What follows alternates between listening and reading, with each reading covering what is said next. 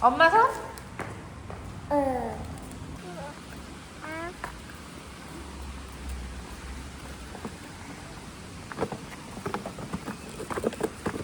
아빠 어디 갔어, 태린아?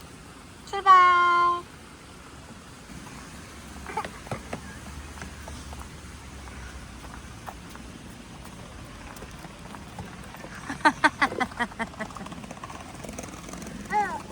어.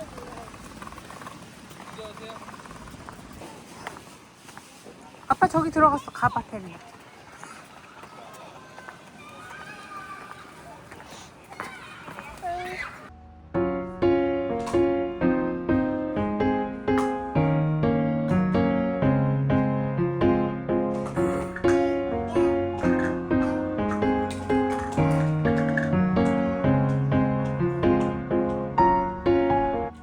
저는 오늘 도구장을 조립해 보려고 합니다. 이런 가구 조립하는 가구 같은 경우에는 저는 오면은 한번 이렇게 소독 티슈로 싹 한번 닦아주고 진행을 하거든요. 그러면은 조립할 때도 깔끔하게 할 수 있고, 또 조립하고 나서도 굳이 또 한 번 더 닦는 수고를 덜 수가 있어서 이걸 한번 닦고 시작하겠습니다.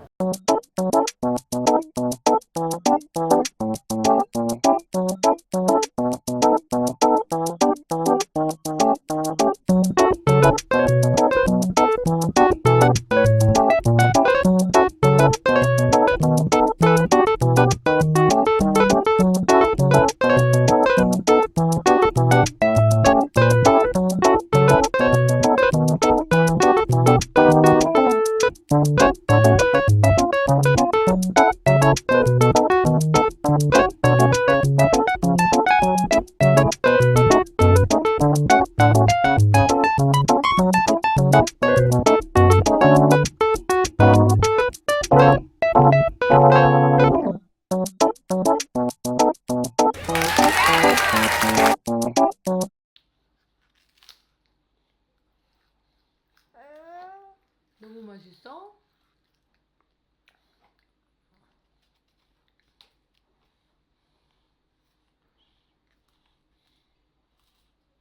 우선 저는 첫째는 단테아였고 두 번째 이제 둘째, 셋째 같은 경우는 쌍테아로 찾아와 주었잖아요. 그렇다 보니까 이제 첫째 때 임신을 했을 때의 느낌과 둘째 임신했을 때의 느낌이 살짝 다름을 가지고 있어서 이걸 공유 드리려고 해요. 제가 추려본 거는 7가지 정도입니다. 첫 번째는 우선 입덧입니다. 첫째 때도 입덧이 있었고 둘째도 입덧이 있었는데, 우선 첫째 때 같은 경우는 6주에서 7주 사이쯤에 시작이 됐었어요. 둘째 때는 거의 임신 사실을 알게 된 5주 차 때부터 입맛이 이렇게 떨어지기 시작하더니 약간 배멀미 증상 같이 입덧이 시작이 됐던 걸로 기억을 해요. 이제 그냥 뭘 먹든 안 먹든 그냥 계속 배 탄 거 같이 울렁울렁 되고 이랬거든요. 근데 이제 첫째 때 같은 경우는 기름진 냄새를 맡으면 울렁거렸고, 어떠한 분야의 음식을 못 먹게 되고 새콤한 거나 시원한 거가 조금 땡겼던 입덧이었는데, 둘째, 셋째 같은 경우에는 입맛이 아예 그냥 제로에 가까웠고요. 계속 얼음물만 마시고 아무것도 안 먹고 싶어가지고, 그래서 그런지 첫째 때는 이제 입덧 시기 중에 몸무게가 빠지지는 않았어요. 그러다가 한 17주쯤에 끝났거든요.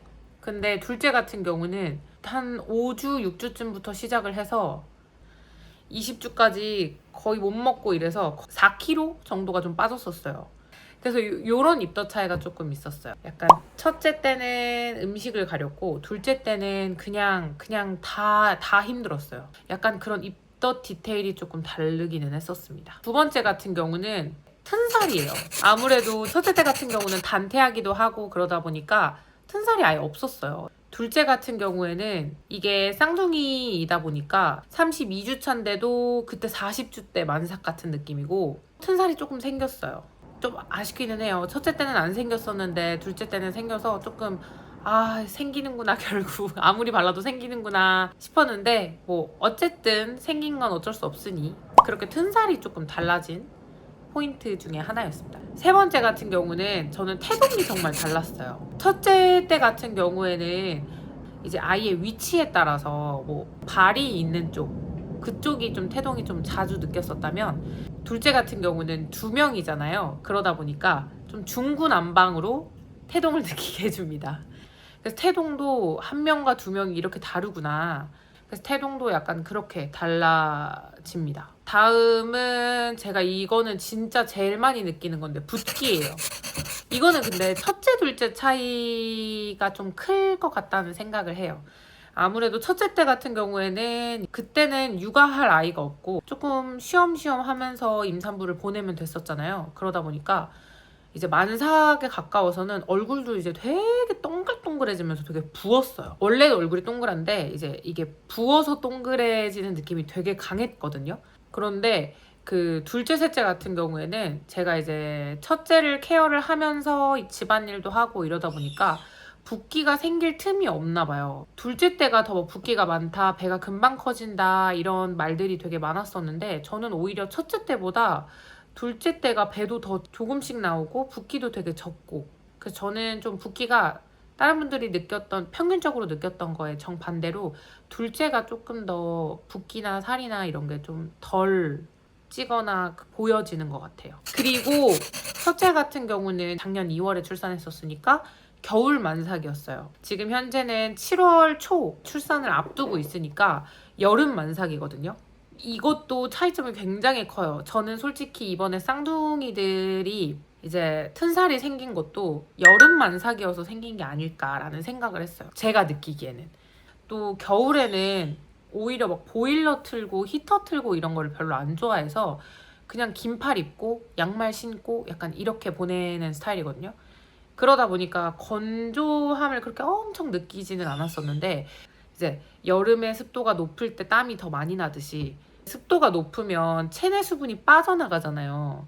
그러다 보니까 이제 튼살이 더 잘 생기지 않았나 이런 생각도 들었고 또 여름만삭 같은 경우는 체력이 일단 쭉쭉쭉 빠지는 게 너무 많이 느껴집니다. 덥다 보니까 사람이 힘이 빠지잖아요.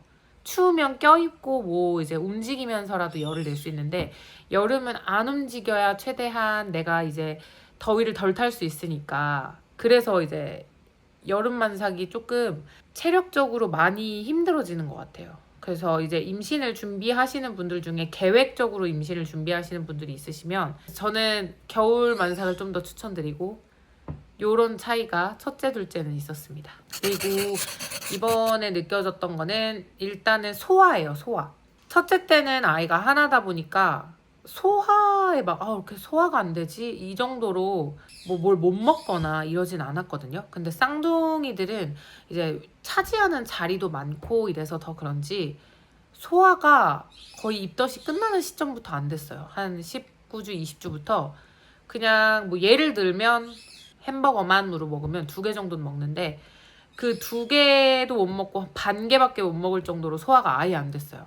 그 2개를 다 먹으면 거의 아침에 먹으면 저녁 8시, 9시까지 헉헉거리다가 그때쯤엔 소화가 잘 돼서 잠드는 약간 이렇게 소화가 이럴 정도로 소화가 안 됐거든요. 소화에도 되게 크게 차이가 있었던 것 같아요. 평상시보다 좀 많이 못 먹기는 했어요. 그래서 막 저녁도 그냥 거르고 이런 적도 되게 많았거든요. 근데 저번에 병원에 한번 여쭤보니까 개비스콘 정도는 드셔도 된대요. 거의 이거는 뭐 배가 터질 것 같다라든지 뭐 생활하기가 힘들다라든지 이런 걸 느끼시는 분들은 개비스콘 하나 정도는 괜찮다고 합니다. 그래서 그렇게 소화 관련해서 좀 안 좋았고요. 이제 마지막은 이거는 여러분들이 더 실질적으로 느낄 수 있는 차이점인데 병원 검진들이에요. 어떤 것들이냐면 평소 이제 초음파 보고 하는 것도 거의 시간이 2배가 걸려요. 이제 제가 그걸 언제 크게 느꼈냐면 주수가 지나면서 하는 그런 큰 검사들이 있을 거 아니에요.